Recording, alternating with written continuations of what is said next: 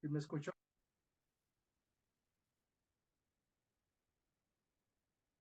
Bien, vamos a repasar nuestra lección de escuela sabática, que es la última del trimestre, del tercer trimestre, la última, que se titula Efesios en el corazón. Y esta es una lección, ahora como pocas veces toca una número 14 dentro de un trimestre. Es que ese estuvo un poquito más largo, es la número 14 y es una recapitulación de todos los 13 temas anteriores, los 13 sábados anteriores. Efesios 2, del verso 8 al 10, ya no lo leyó Isaí por ahí, pero vamos a darle otra lectura. Dice, porque por gracia dice, perdón, porque por gracia han sido salvados, pero dice que es por la fe, por la fe. Eh, dice, y esto, es decir, la fe, dice, no proviene de ustedes, no la tienen en sí ustedes, dice el apóstol, sino que es un regalo de Dios, es un don de Dios. Nosotros no podemos generarla por nosotros mismos. Además, dice que no por obras hemos sido salvados, empieza diciendo, pero dice, no por obras, es decir, no por eh, nuestro, las cosas que hacemos, no por las cosas buenas que hagamos, para que nadie, dice, esto es para que nadie se gloría y pueda decir, es que yo soy más bueno, por esto es que soy salvo, etcétera. Para que nadie que se gloríe. Dice, porque todos, dice, los seres humanos somos hechura suya, es decir, de Dios. Fuimos creados en Cristo, por Cristo y en el poder de Cristo, ¿verdad? Jesús dice, para buenas obras. Fuimos creados para hacer buenas obras, sí, pero siempre y cuando esté Cristo en el ser humano. Dice que Dios de antemano preparó para que anduviésemos en ellas. Es decir, Dios preparó todas esas buenas obras, las diseñó para que sus hijos, en este caso nosotros, una vez que las aceptamos, andemos en ellas. Y este es el bosquejo general de lo que trata la lección. Sí, vemos ahí que Efesios 1, bueno, dice, en el año, a ver, vamos a ver, ahí la que sigue, ahí. En el año 62 después de Cristo, es decir, unos 30 años aproximadamente después de que Jesús se había ido resucitado y había ascendido al cielo, dice que Pablo estaba confinado o encarcelado en Roma. Y Pablo desde allí, desde el confinamiento en Roma, escribe desde la cárcel. Escribe a la iglesia de Éfeso, una iglesia que él había fundado. Dice, y les habla de Cristo a la iglesia de Éfeso. Y les recuerda a los efesios, pero como todo lo que se escribió es también para nosotros, entonces les está recordando a los efesios y también a nosotros que Cristo que nos otorga bendición, gracia, unidad, vida nueva y amor. Eso está recordando el apóstol Pablo. Cristo es el que da bendición, gracia, unidad, vida nueva, amor. Y concluye su carta, sí, ya en el verso, en el capítulo 5, 6, el último capítulo, dice, concluye su carta animándonos a tomar las armas necesarias para vencer en nuestra lucha contra el mal. Recuerdan que ya vimos cuáles fueron aquellas armas del cristiano para luchar contra un enemigo que es más poderoso que los seres humanos. Por eso es que necesitamos de Cristo para poder emprender esa pelea, esa lucha.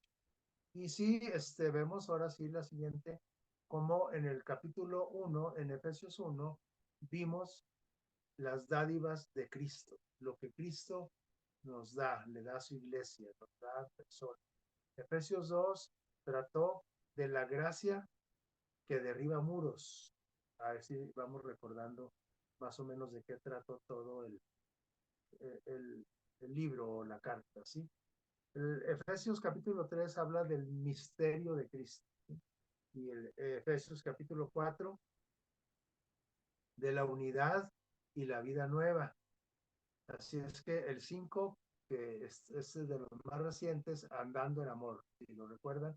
Y el que vimos anteriormente, Efesios 6, hablamos de la armadura para la batalla, de esa armadura, de ese casco, ese yelmo, esas sandalias, esa coraza, para poder luchar la carrera del cristiano, la pelea, perdón, ¿sí?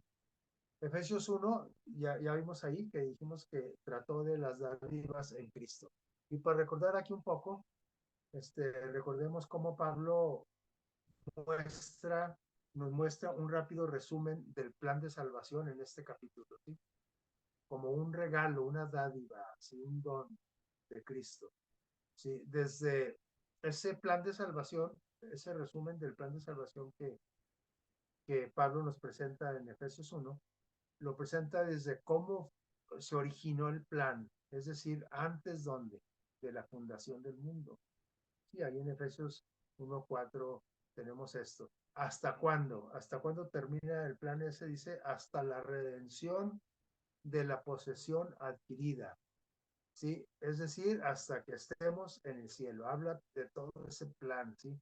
Y este plan está repleto, pues, de dádivas, como dice el título, de Dios en Cristo. Y ahí vemos como en el verso 3 dice, nos habla de que nos da toda bendición espiritual, nos hace que, verso 4 nos hace santos, es decir, apartados, nos aparta, y Él tiene el poder para mantenernos sin mancha, ¿sí?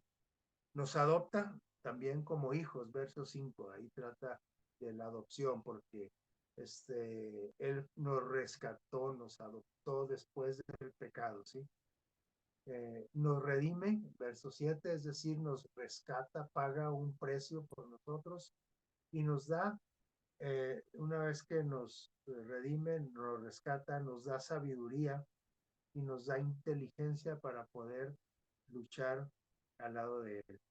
Y el verso 11 ahí habla de cómo va ese plan de salvación avanzando y ahí habla ya de la herencia, verso 11, ¿sí? Y cómo es que también nos sella con el Espíritu Santo para que seamos sellados, apartados, no tocados por el enemigo para podernos preservar hasta el fin de los tiempos, al fin de la batalla. Y concluye esa introducción, porque en realidad el capítulo 1 no es una introducción, ¿sí? De la carta.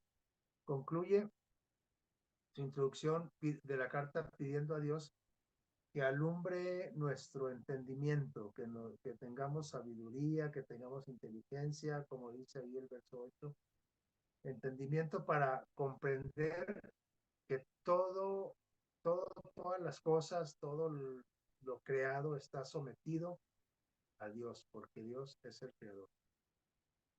Y nos habla de que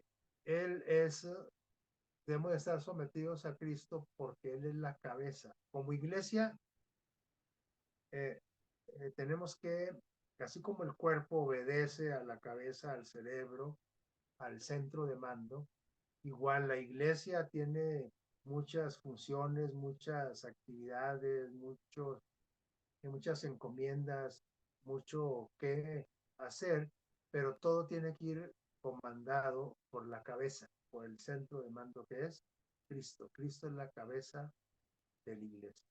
Efesios ahí del 1, del 17 al 23 nos habla de eso. Eso es el resumen ahí del capítulo 1, las dádivas de Cristo, ¿sí? En Efesios 2 nos habla de que, como vimos ahorita en la introducción, el resumen de la introducción, nos habla de la gracia que derriba muros. La gracia es el regalo que Dios nos da, el regalo que derriba muros. Lo que la gracia de Dios ha hecho por nosotros. Efesios 2, del 1 al 10. Pues, ¿qué ha hecho por nosotros la gracia de Dios? Nada menos que nos da que vida eterna con Cristo. Ese es un regalo, por eso se le llama la gracia. Lo que Dios ha hecho por nosotros nos da vida, no solo la vida aquí eh, en la tierra, ¿sí? Desde que nacimos, sino nos da, nos asegura la vida eterna. ¿Por qué no la tenemos asegurada? Porque Cristo resucitó y Él también nos puede resucitar, ¿sí? Cuando Él venga, nos puede resucitar con Cristo, ¿sí? Y luego una vez resucitados, y si no morimos, y si Cristo llega antes de que descendamos a la tumba, entonces nos va a transformar y los resucitados y los transformados, nos sentará con Cristo en el trono en el cielo, ¿sí? Así es que la gracia nos creó en Cristo para buenas obras. Pero fíjense bien, eh, fuimos creados para buenas obras en Cristo. Eso quiere decir que sin Cristo no podemos hacer ni permanecer haciendo buenas obras. Esas buenas obras que fueron diseñadas para que la iglesia las practicara y por medio de esas buenas obras se beneficiara no solamente nosotros, nuestra familia, la iglesia, sino todo ser humano que tenga relación con nosotros o que esté en nuestro entorno. Todo lo que tú puedas tocar puede ser beneficiado, ¿sí? Lo que la gracia de Dios hace con nuestras relaciones, o sea, la gracia que hace por nosotros, ahí, aquí las tenemos en la derecha, ¿sí? Pero lo que hace la gracia de Dios con nuestras relaciones, es decir, con nuestra vida social, ¿sí? ¿Qué es lo que hace? Efesios 2, del 11 al 22, ahí nos habla, el verso 13, por ejemplo, que Cristo nos acerca unos a otros por su sangre, es decir, la sangre de Cristo hace que nosotros podamos tener unos con otros una relación sana, una relación sin cristiana, del amor, motivada por el amor de Cristo. Pero estas buenas relaciones que hace la gracia con nosotros es solo que tengamos a Cristo en nuestro corazón, es decir, en nuestra mente, ¿sí? Cristo derriba todos los muros que separan las etnias, las razas, las clases sociales, los diferentes círculos sociales, ¿cómo diríamos? Eh, ya no hay judío, ya no hay qué, preso, ya no hay libre diferencia, pues, ¿no?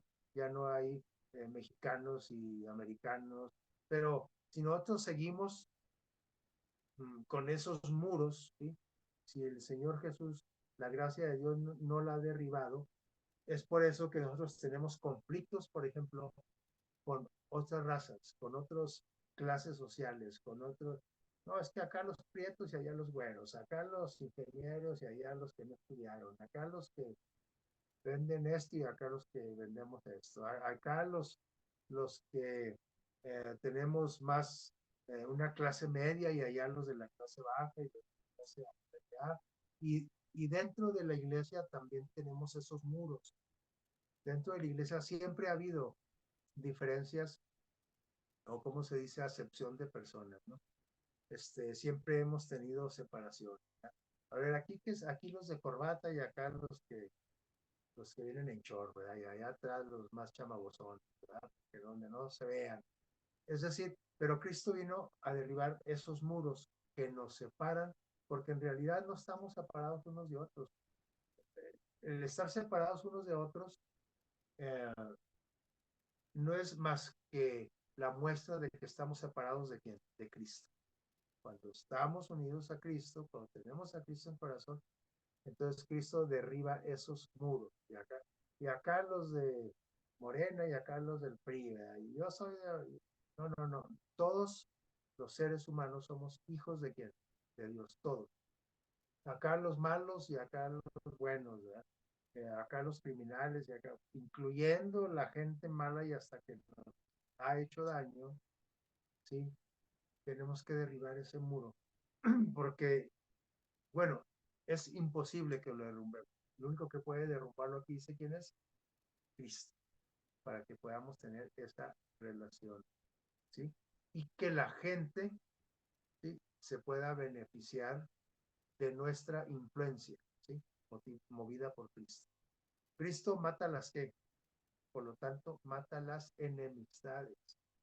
¿Sí? ¿Se acuerdan de aquella vecina, aquel compañero de trabajo con el que ya te traía o que tuvieron aquel altercado y que desde entonces no se hablan y que aparte de que no nos hablamos, nos damos directas y hablas de él, habla de ti, o a lo mejor tú no, ¿verdad? Pero él sí o ella.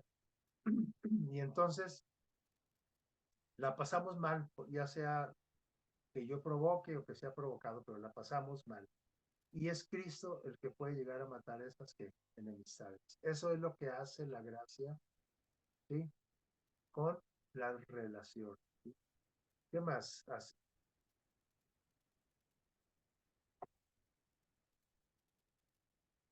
Cristo nos hace miembros de su familia, de su verdadera familia, ¿sí? De sus hijos. Cristo tiene hijos fieles, leales, verdaderos, obedientes. Esa es su familia, ¿sí?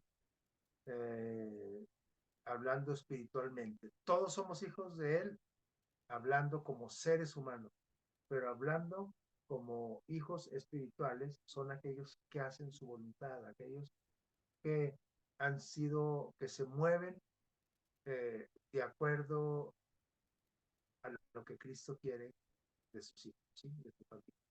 Entonces, Él puede hacer que yo que sea miembro de su familia, ¿sí? Vamos a ver la otra. Dice, Cristo nos coordina y nos hace un templo santo. Hablando de que una iglesia santa, sí, apartada de toda la iglesia, pero en la cuestión individual, Él nos hace santos, un templo santo. O sea, todos nuestros cuerpos se convierten en un templo donde vive, mora y se adora al Rey de Reyes y Señor de Señores, al Creador del universo. ¿Qué más? Efesios 2, bueno, de esto habla de lo que hace la gracia con nosotros y con nuestras relaciones. ¿De qué habló la lección de donde vimos? Bueno, nos queda Cristo nos hace morada o casa de Dios en el Espíritu, que tiene que ver con el templo santo, ¿sí? Y ya lo dijimos. Pero el capítulo 3 ¿de qué nos habló? Nos habla y estudiamos del misterio de Cristo. ¿Qué es eso del misterio de Cristo? ¿Sí? ¿Se acuerdan? Pablo nos revela un plan, el plan de Dios, ese plan que veíamos ahorita, pero el apóstol lo llama el misterio, eso de que vino a morir, que se convierte, que Dios se hizo hombre, la tercera persona o una de las personas de la Trinidad viene a nuestro planeta, se hace hombre de carne y hueso, vive una vida como ser humano aquí, una vida de obediencia y luego muere por la humanidad y luego resucita por nosotros y luego la última parte del plan está por cumplirse, es decir, llevarse a su iglesia, a sus hijos por una eternidad. Primero a vivir 1000 años en el cielo y luego a vivir por el resto de toda la eternidad aquí en la tierra. Aquí va a ser descendida la ciudad celestial, ¿sí? Entonces, ese plan de Dios que consistió en convertirse en ser humano, y cómo Dios se puede convertir en ser humano, y cómo morir si Dios no puede morir, y cómo se resucitó, y cómo, bueno, es que es un misterio, por eso se llama que el misterio de Cristo. No lo podemos explicar, ni lo vamos a poder explicar, al menos donde, aquí, en la tierra, mientras estemos en este planeta antes de que venga Cristo. ¿Sí? Dios concibió el plan y lo mantuvo oculto, fíjense, por mucho, mucho, mucho tiempo. El verso 9 ahí nos habla de eso. Pero ya después se reveló, perdón, cuando Dios cumple ese plan. Primero no se mantuvo oculto, por ahí miles de años, pero luego llega el cumplimiento, el tiempo del cumplimiento del plan, perdón. Y entonces ese plan es el que habla Pablo. A él le fue revelado ese misterio, ¿sí? Ese plan. No nomás a Pablo, a otros personajes bíblicos también. Ahí Pablo lo dice. ¿Qué más nos dice acerca de el misterio, de este misterio de, de la salvación? Que Pablo fue encargado de proclamar el plan, ¿sí? ¿Se acuerdan? Es gracias al apóstol Pablo a que se dejó usar por el Espíritu Santo, por Dios, que el Evangelio llegó a nosotros, porque el Evangelio llegó a los judíos, sí, por los apóstoles, sí, pero a los gentiles, es decir, a los que no somos judíos de sangre, de nacionalidad, el Evangelio nos llegó a través de Pablo, ¿sí?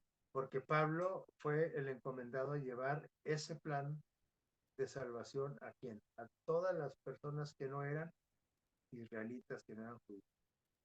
Y entonces finalmente todos conocen el plan. Lo conoces tú, lo conozco yo, lo conocen los católicos, lo conocen los metodistas, lo conocen los judíos, lo conocen, etcétera, ¿sí? Entonces, ¿cuál es ese plan más específicamente? Dice aquí, ese por el cual, o ese misterio, o ese plan, ¿sí? Dice, los gentiles, o sí, el plan que le fue revelado a Pablo, que estamos diciendo ahorita, dice que los gentiles, es decir, los que no son de la descendencia genética de Abraham, ¿sí? Pero que sí somos genéticamente descendencia de Adán y Eva, sí, todos, pero no del pueblo de Israel, que fue el pueblo elegido, escogido. ¿Sí? Ahora nos llamamos israelitas espirituales, porque Dios así llama a su iglesia, el Israel, iglesia espiritual. Sí, la iglesia de Israel, pero hablando espiritualmente, porque genéticamente pues no. Nosotros somos gentiles, es decir, que no somos no descendemos de los judíos, como el Señor Jesús nació judío. ¿Se acuerdan de la tribu de Judá? José de la tribu de Judá y que descendientes de David, David era de Judá y etcétera, etcétera, ¿verdad? Entonces los gentiles, el plan consiste en que los gentiles se le fue revelado también aquí a Pablo, iban a ser coherederos junto con los israelitas, ¿sí? Y usted y yo, pues, pues que no tenemos sangre judía, tenemos otra sangre, pues somos gentiles, pero somos coherederos y miembros del mismo cuerpo, es decir, de la misma iglesia, partícipes de la promesa en Cristo Jesús por medio del Evangelio, es decir, por medio de las buenas noticias de salvación. Esto implica pues una iglesia unida en todo el que, atrás, ¿no? En todo el planeta, ¿sí?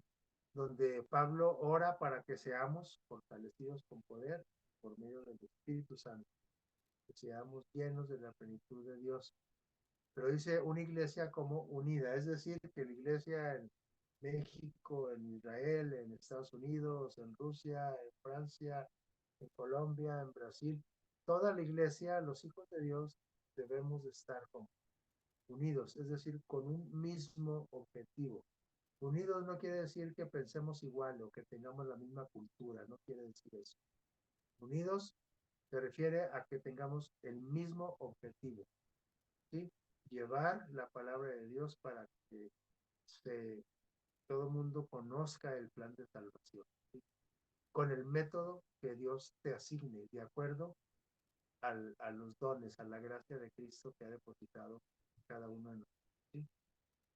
Bien, vamos a ver ahora sí lo que habla el Efesios 4.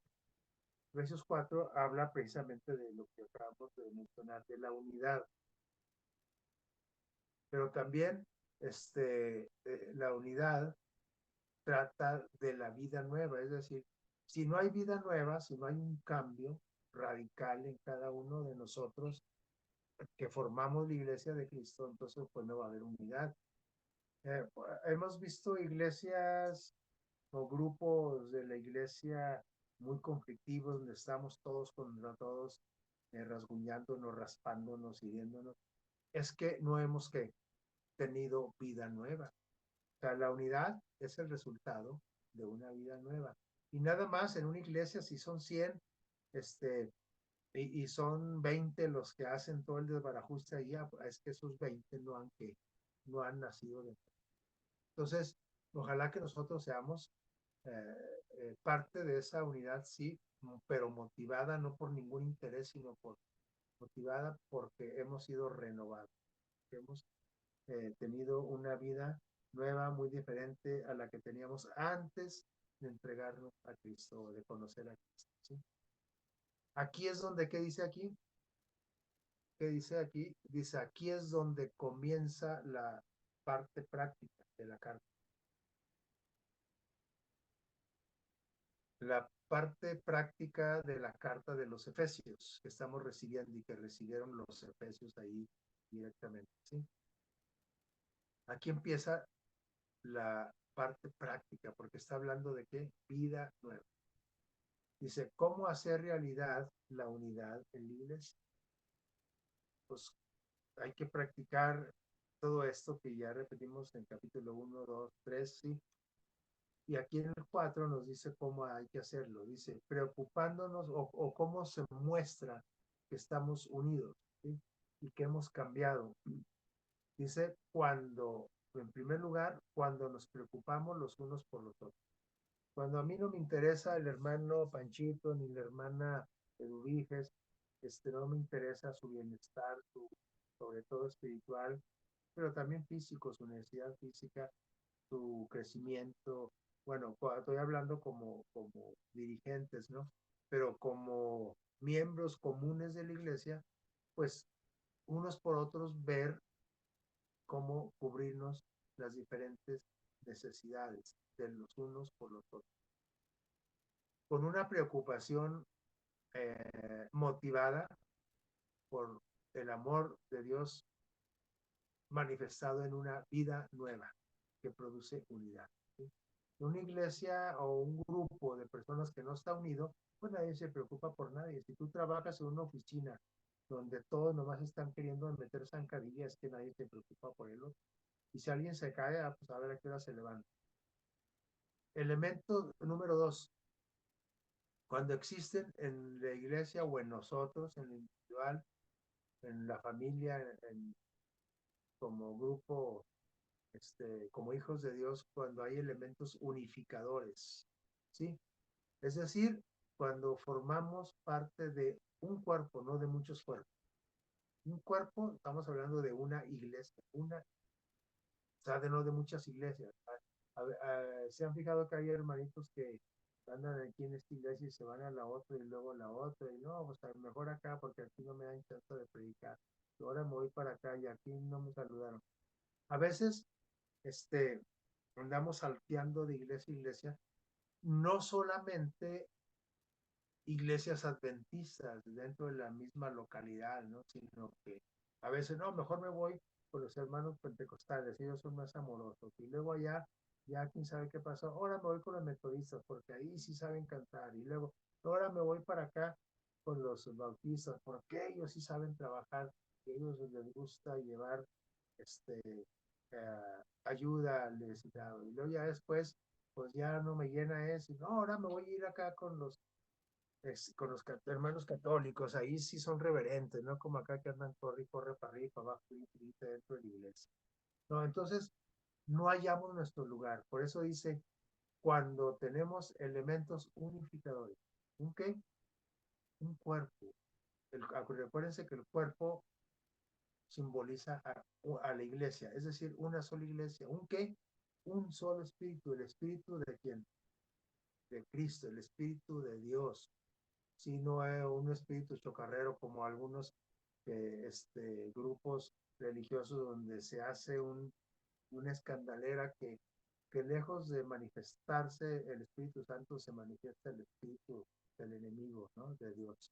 Entonces, donde está, donde estemos unificados por un espíritu, es decir, el espíritu de Dios. Una esperanza, nada más existe una esperanza, el plan de Dios. Un Señor, un solo Dios, no hay más Dios. Una fe, no hay varias fe, sí, es una fe. Un bautismo, un tipo de bautismo. Un bautismo no quiere decir que no te puedes bautizar una segunda vez. Un bautismo se refiere a que nada más hay un tipo de bautismo, no hay varios estilos o tipos, ¿sí? Nada más el que instituyó Jesús en el río Jordán cuando fue bautizado por Juan el Bautista, ¿sí? Un solo Dios, ¿sí? Y número 3, Cristo nos concede dones necesarios para que podamos lograr ¿qué? Esa unidad. ¿Sí? A ti te dio el don de la predicación, a ti el de enseñar, a ti el de la cortesía, a ti el de la simpatía, a Juanito le dio el del canto, a otro le dio el de, etcétera, ¿sí? Es decir, el de administrar, el de dirigir los dineros, el de... ¿sí? Cada uno de los hijos de Dios recibió un don, una especialidad en qué trabajar. Así como en un hospital hay unas que hacen el trabajo de enfermería, uno los de médico, otros los recepcionistas, otros el aseo, otros lo administrativo, otros toman los, ¿cómo se llaman? Los medios de diagnóstico, los laboratorios, los X, y hay infinidad de tipos de trabajo, pero todos con un fin. ¿Cuál es el único fin en un hospital? Todos trabajan con un fin, hasta la que hace el aseo. Y el fin es restaurar la salud del paciente, cuidar al paciente, que no tenga riesgo de cómo que llegó más o menos y salió peor del hospital. No, no, se trata de que salga mejor. Así es la iglesia. La iglesia es un hospital. Y a veces todos queremos predicar y luego, pues entonces, ¿quién va a enseñar? Y luego todos queremos enseñar y luego, ¿quién va a hacer el aseo? Y luego todos quieren hacer el aseo y ¿quién va a recibir a las visitas? Todos quieren recibir a las visitas y ¿quién va a administrar los dineros? Es decir, Dios dio diferentes dones a cada uno de nosotros, ¿sí? No nos metamos en algo que no nos corresponde, solamente por eso las cosas salen mal. Tú haz lo que mejor sabes hacer, en lo que Dios te preparó. Si yo no sé cantar, pues mejor no canto porque los voy a correr a todos con mi voz este, eh, eh, cavernosa, fea, ¿no? Entonces, no, pues desafinada, ¿no? Entonces, este, Dios ha colocado personas, bueno, dones necesarios para lograr esa unidad, ¿sí? Para fortalecer la unidad, para que todo el mundo esté confortable y haga su trabajo como debe de hacer. Pero ha colocado pues personas con esos dones, pero personas que dice responsable. Sí, porque a lo mejor yo sí sé hacer una actividad en la iglesia, pero soy irresponsable. La hago nomás cuando quiero no, no, no, debe de ser con responsabilidad. Y eso nos lleva a la unidad. Cuando somos irresponsables con la parte que nos toca, pues no la hacemos como debe ser o en su momento y forma, en su tiempo, entonces eso produce desunión, porque entonces empieza a crear inconformidades, ¿sí? Por eso dice aquí unos que son responsables del apostolado, otros de la profecía, otros de evangelizar, otros de pastorear la iglesia, otros de enseñar. Entonces, el número 5, ahí el Pablo nos anima a crecer juntos y que todos vayamos creciendo, no que uno nos vayamos quedando más chaparros que otros o más desnutridos, ¿sí? ¿Cómo es eso? Pues evitando. trabajando para evitar los problemas internos que pudieran surgir, lo que produce desunión. Siempre va a haber hermanitos que van a contribuir para desunir y para entrar a hacer meter en controversia a los hermanos que andan bien. Pero precisamente Dios tiene personas con el don especial de poder dirigir a su iglesia de una forma correcta y saber manejar a esas personas conflictivas también, ¿verdad? También sin lastimarlas, como no lo lastimaría Cristo, ¿no?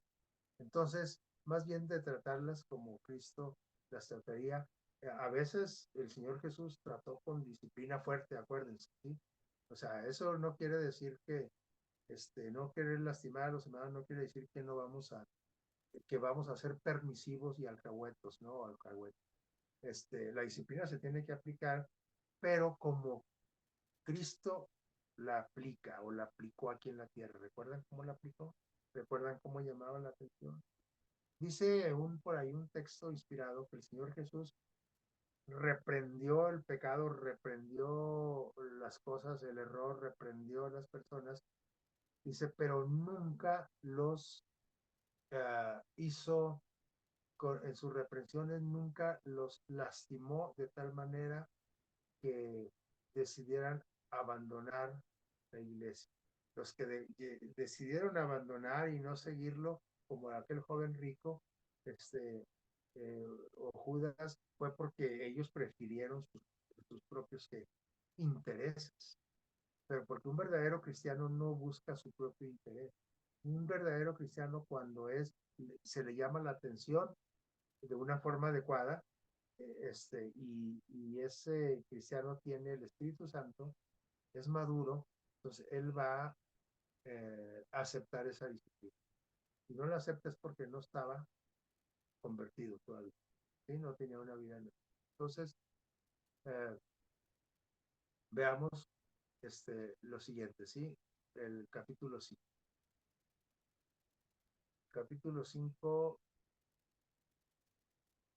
de Efesios, el penúltimo capítulo. Vamos a cambiar la diapositiva.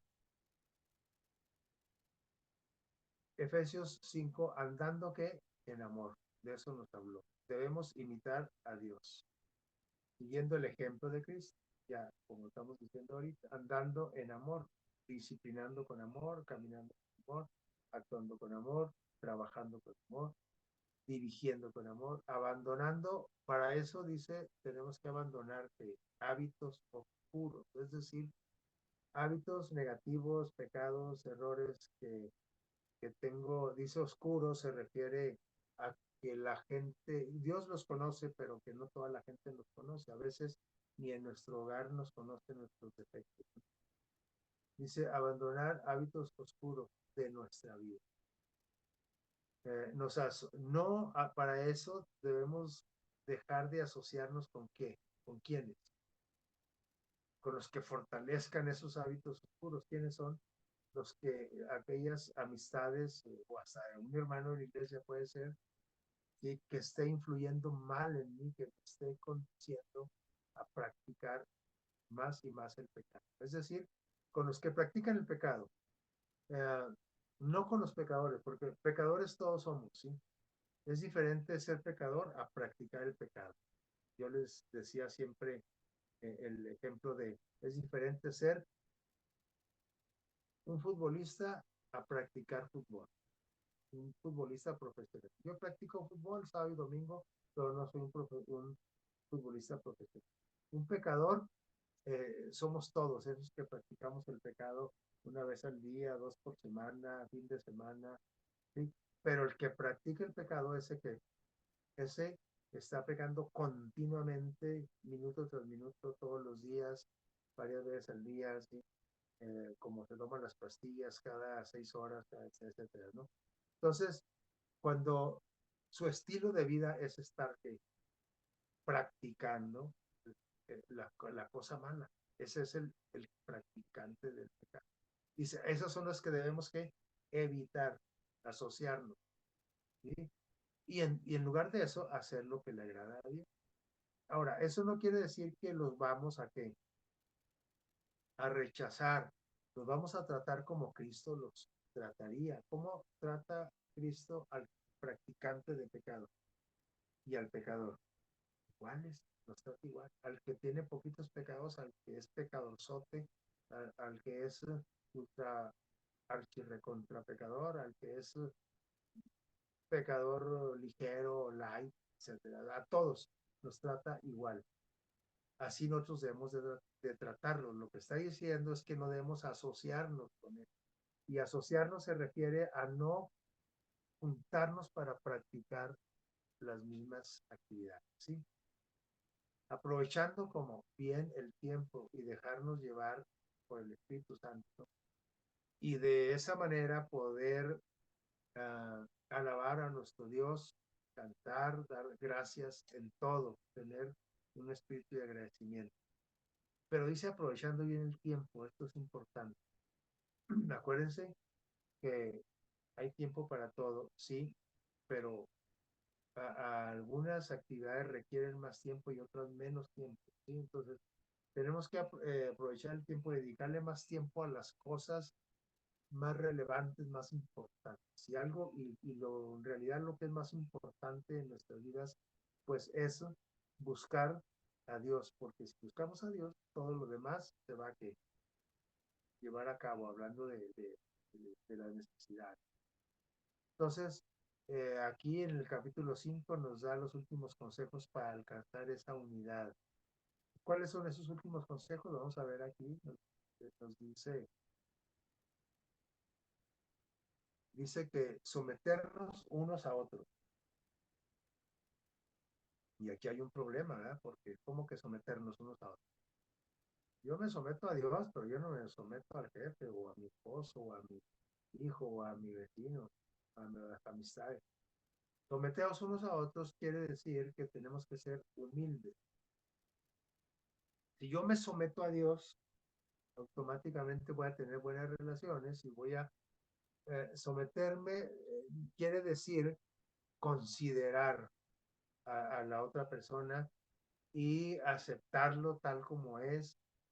eh, y también quiere decir que de acuerdo, ¿no? Por ejemplo, si es mi jefe, pues tengo que obedecerlo, es mi jefe. O sea, no, es mi jefe y puedo decir, sí, pero es mi jefe, pero él no es de cristiano, él no es adventista. Y bueno, tienes que obedecer o cámbiate de trabajo, ¿sí? Someternos unos a otros. Por ejemplo, aquí habla del marido, dice, el marido ame a quién, a su mujer, ¿sí? No dice a sus mujeres, dice a su mujer. Dice, y la mujer respete a su marido, no dice a sus maridos, ¿sí? O a su novio, a su marido, es el día uno, ¿sí? Ahí está hablando de ese sometimiento de acuerdo al rol de cada quien. Dice que el marido debe amar a su mujer y la mujer respetar a su marido, pero de acuerdo a los roles, ¿sí?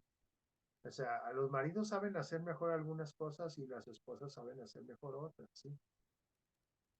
Por ejemplo, si el marido sabe cocinar mejor que la esposa, bueno, pues entonces hay que respetar o ponerlo a cocinar, ¿verdad? Pero si, este, si pone un litro de agua a hervir y se le quema, pues no, entonces mejor que cocine la mujer. Entonces, cada quien en su rol, en la educación de los hijos, en el trabajo, en el sustento, etcétera, ¿sí?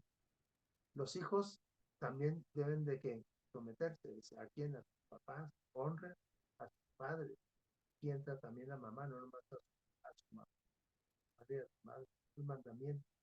Y los padres que dicen, también honren a sus hijos, no que los hagan enojar, ¿sí?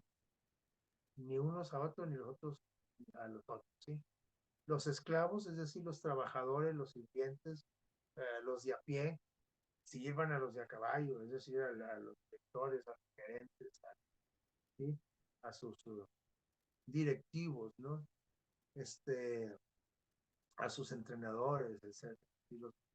Dice aquí esclavos, ¿no? Pero esta palabra se refiere al empleado, al trabajador, al que tiene un menor rango que otro, ¿sí? Sirvan a sus, ¿qué? A sus amos como si fuera quien Dios. Dice, y los amos también tienen si tú tienes una empresa, respeta y sirve a tus ¿qué? Trabajadores, dale su aguinaldo, dale sus horas justas de trabajo, dale sus días de descanso, dale sus vacaciones, ¿no? Es decir, dale ¿cómo se llama? Uh, uh, su despensa, si quiere regalar una, trátalo bien, etcétera. Es decir, todos contra todos. Veamos después, eso dice a mero arriba, Efesios 5:21, sométanse unos a otros. Aquí no está diciendo que el trabajador debe someterse a su jefe, nada más, no, dice que también el jefe debe de respetar y tratar bien a quien, a su trabajador.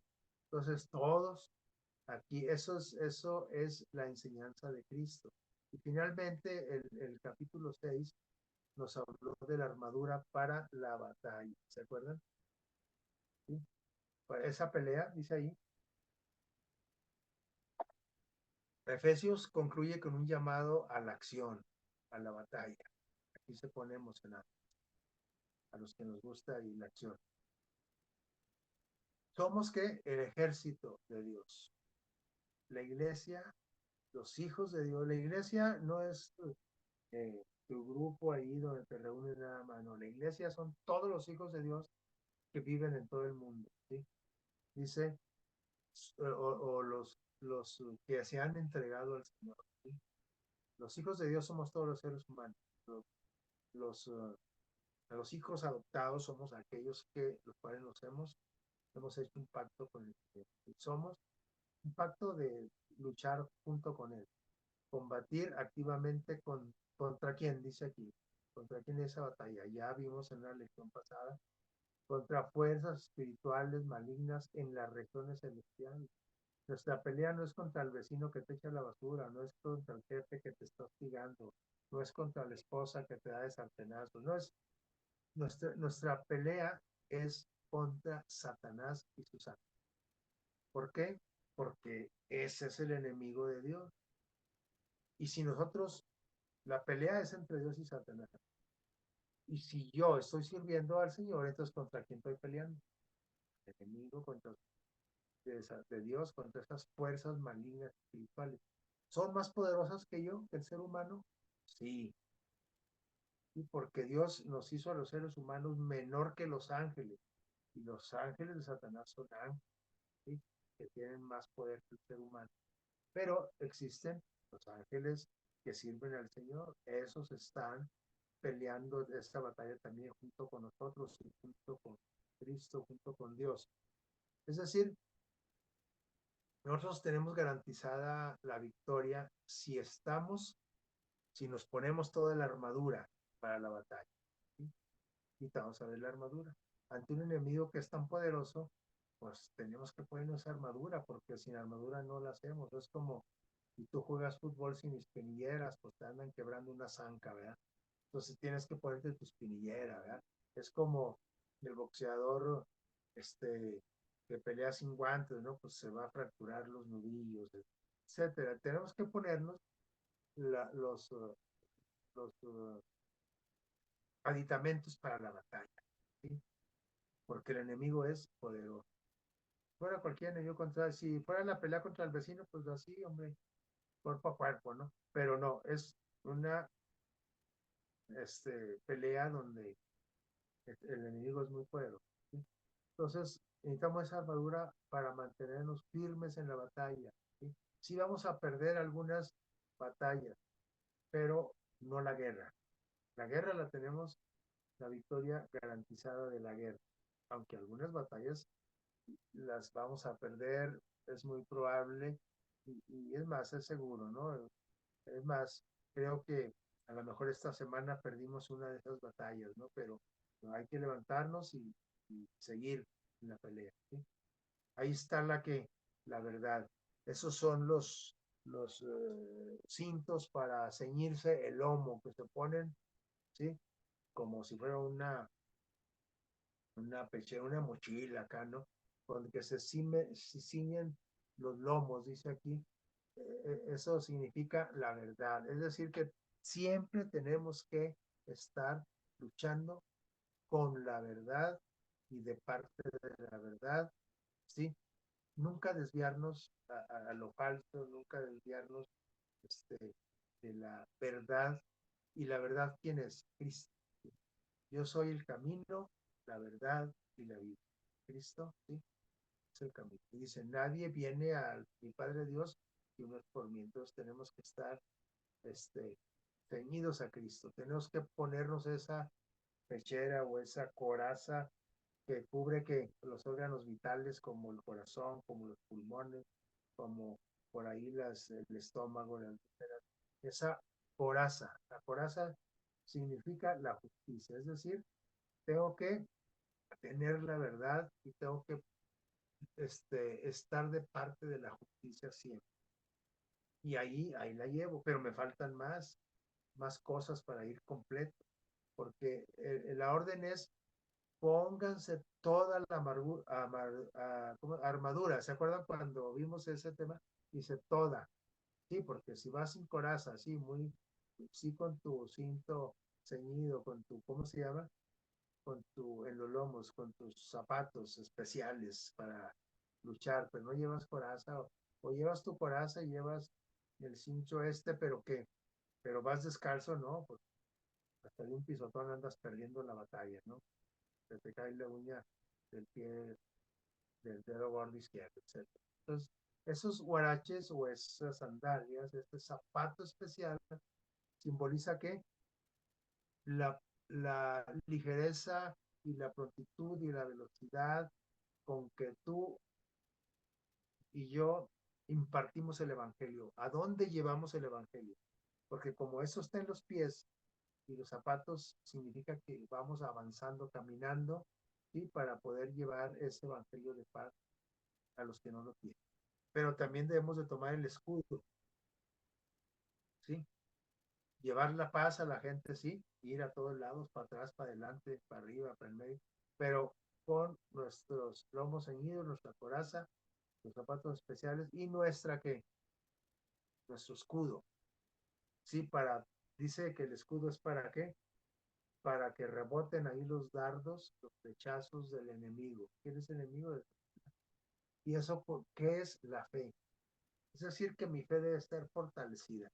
No una fe chiquita, un escudito chiquito, no, un escudo grueso, fuerte, que me cubra todo, ¿sí? Y no sé si han visto ustedes las películas de cómo traían los escudos el ejército romano. El escudo cubría de la cabeza casi hasta el suelo, ¿no? O sea, eran escudos grandes. Eso es la fe. Es decir, si nunca debemos de hacer cosas que debiliten nuestra fe, sino todo lo contrario. ¿Y cuál es otra parte de la armadura? Que hay que ponernosla toda. Vamos a ver la siguiente. El yelmo, el casco, ¿se acuerdan? ¿Dónde va el casco? El yelmo en la cabeza. ¿Qué es la parte más importante del cuerpo? La cabeza. Es decir, tenemos que tener en nuestra mente siempre la promesa de la salvación. El día que usted y yo nos olvidemos de la promesa o pocas veces nos acordemos, vamos a perder las batallas y lo más probable es que la guerra. Y luego no solamente cubrirme de los dardos, sino atacar también. Atacar. ¿Con qué? Con esa espada, que simboliza ¿qué?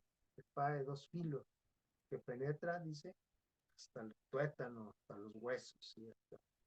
Esa es una espada con mucho filo eh, que simboliza la palabra de Dios. La palabra de Dios puede penetrar, ¿sí? Y derrumbar a cualquiera.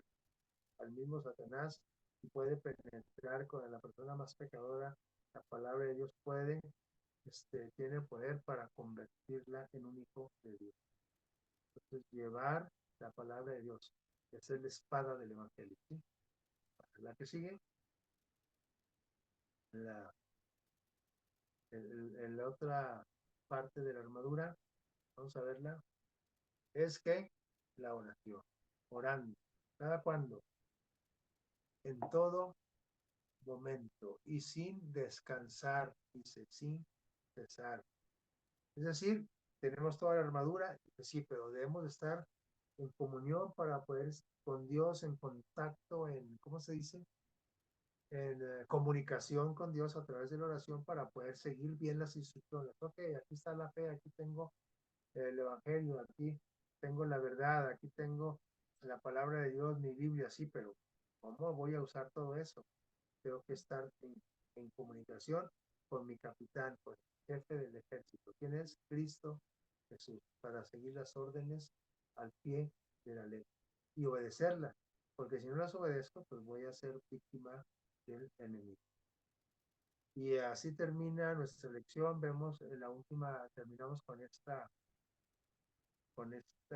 este pensamiento que nos habla de la unión, ¿sí? Porque es la iglesia individualmente vamos a vestirnos de todo eso para ganar la batalla y ganar la guerra, de toda esa armadura. Pero como iglesia tenemos que unirnos, es decir, yo formo parte de un ejército y en ese ejército pues debo estar unido, es decir, a ver, tú vas aquí en esta fila, tú eres de esta columna, tú eres de esta fila, tú de esta columna, tú vas acá atrás, tú atacas por acá, cuando yo por acá, debe de haber que unión, de acuerdo a los dones que nos ha dado Cristo. Así como una soga de un solo hilo o un hilo puede romperse fácil, cuando lo unimos, lo entretejemos como una trenza o entre más hilos tenga, esa soga, ese lazo es más fuerte. ¿Sí? Entonces, entre más unión tengamos como familia, como iglesia, como grupo espiritual, vamos a estar más fuertes.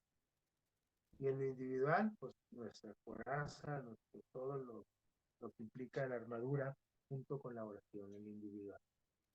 Y eso, recuerden, cuando ya fuimos transformados, nuestra vida fue transformada, vamos a lograr esta unión. Finalmente dice aquí, hijos e hijas de Dios, ¿sí? Elena de White dice, los poderes de las tinieblas, es decir, del enemigo de Dios, tiene que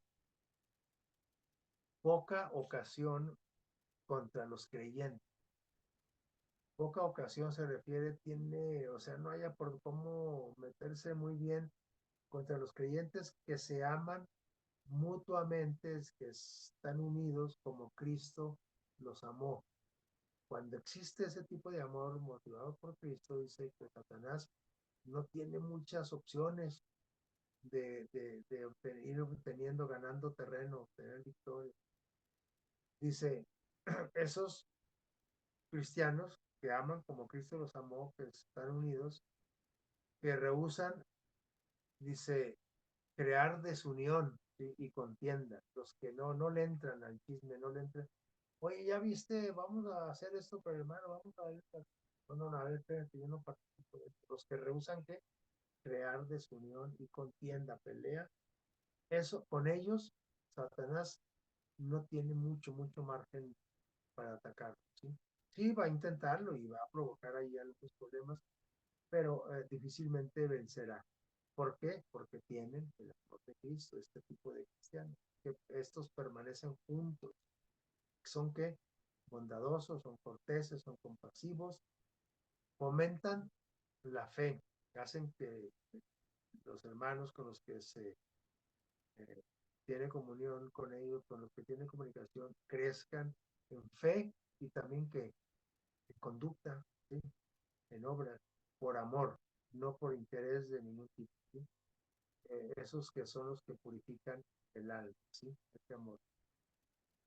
Entonces, ¿debemos poseer el espíritu de Cristo o qué? O definitivamente no somos suyos, aunque estemos en el libro de la iglesia, en la banca de más adelante, aunque esté predicando, aunque yo sea el diácono, aunque sea el pastor, no sé, sino que dice, si no tengo el espíritu de Cristo, es decir, si no actúo, hablo, pienso como Cristo, no soy de él. ¿Sí? Entonces, es la unidad, en la unidad, perdón, está la fortaleza. Hablando como grupo, ¿sí? Como integrantes del cuerpo de Cristo, ¿sí? Debemos de estar unidos. Dice la unidad, en la unidad está la fortaleza. Y en la división está ¿qué? La debilidad. Por eso muchas iglesias han desaparecido, sí, muchos grupos, no nomás adventistas, de otras denominaciones, pero grupos cristianos han desaparecido del mapa porque aquí dice, porque en la división está la debilidad. Entonces, ahora, unidad no significa todos hacer lo mismo o todos llegar al mismo acuerdo. A ver, hermanos, este dinero vamos a usarlo para comprar tamales y llevarlos al hospital general. Y el que no quiera, pues no, está desuniendo. No, no, no, eso no quiere decir. A lo mejor tú no vas a llevar tamales, tú vas a llevar burritos, tú vas, etcétera. No quiere decir que tenemos que pensar igual o tener el mismo plan de ataque. Lo que significa eso que tenemos el mismo objetivo, es decir, defender la unidad, eh, servir al prójimo,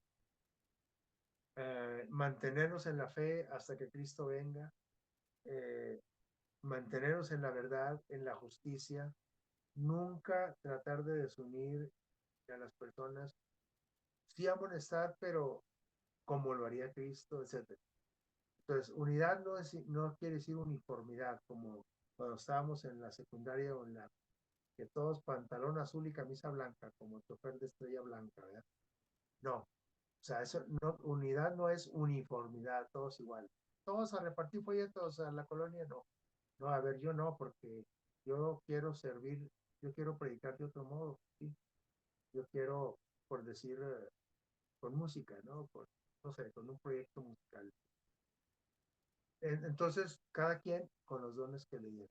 Entonces, para que no confundamos unidad con uniformidad, con todos de azul y todos de rojo, ¿no? ¿Sí? Con el mismo objetivo. Y recordemos que eso da fortaleza. Y cuando empezamos a dividir, ¿sí? Entonces estamos debilitando la familia, la iglesia, el grupo. Que Dios los bendiga y que, pues aquí terminó este trimestre. Ojalá que hayamos, bueno, yo estoy seguro que aprendimos muchas cosas, más bien, ojalá, como decía una de las diapositivas, aquí viene la gente, cuando habla del trabajo y del cambio de vida y de unidad, dice, aquí es donde viene el capítulo 4, ahí, aquí viene la parte práctica del libro de los Efesios. Ojalá que todos lleguemos a tener ese cambio en nuestra vida donde nuestro carácter se asemeje más y más al de Cristo a medida que se acerca su regreso. Que Dios los bendiga, que tengan un feliz sábado.